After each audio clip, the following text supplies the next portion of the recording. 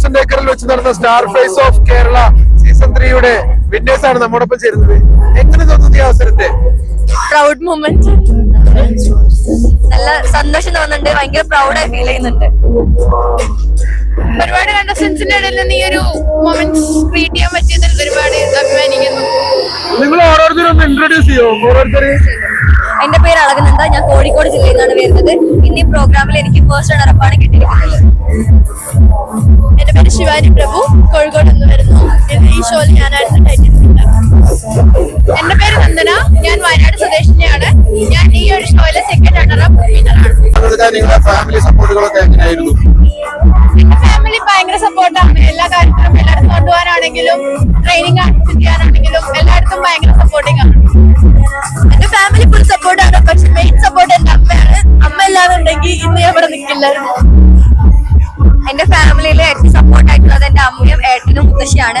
എന്റെ അച്ഛന് ഇതിനോട് അത്ര വലിയ താല്പര്യം ഇല്ലെങ്കിലും എന്റെ അമ്മ ഇന്ന് എന്നെ ഇവിടെ എത്തിക്കാൻ താല്പര്യം കാണിച്ചില്ലെങ്കിൽ ഞാൻ ഒരിക്കലും ഇവിടെ വന്നിരിക്കുകയില്ല, ഇവിടെ നിൽക്കുകയില്ല.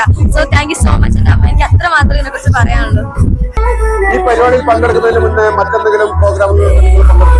ഞാൻ മോഡലിംഗ് പ്രൊഫഷണൽ ആയിട്ട് ഏറ്റെടുത്ത ഒരാളാണ്. അപ്പൊ ഇതിന് മുന്നേ വേറെയും ഇതുപോലെ തന്നെ ഷോസിലൊക്കെ അറ്റൻഡ് ചെയ്തിട്ടുണ്ട്.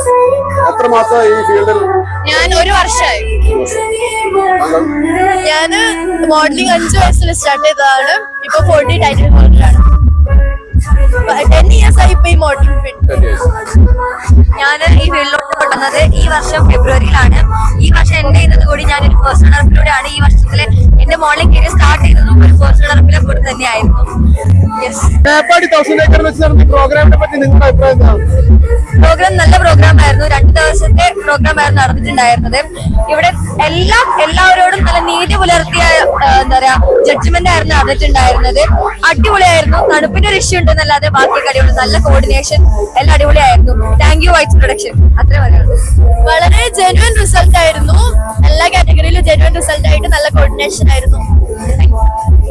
5 കാറ്റഗറിയിൽ മത്സരം നടന്നതിൽ എല്ലാത്തിലും തന്നെ നല്ല ജെന്യുവൻ ആയിരുന്നു. പിന്നെ ഗ്രൂമിംഗ്, കൊറിയോഗ്രാഫി എല്ലാം അടിപൊളിയായിരുന്നു. ടോട്ടലി നല്ലൊരു ഷോ ആയിരുന്നു.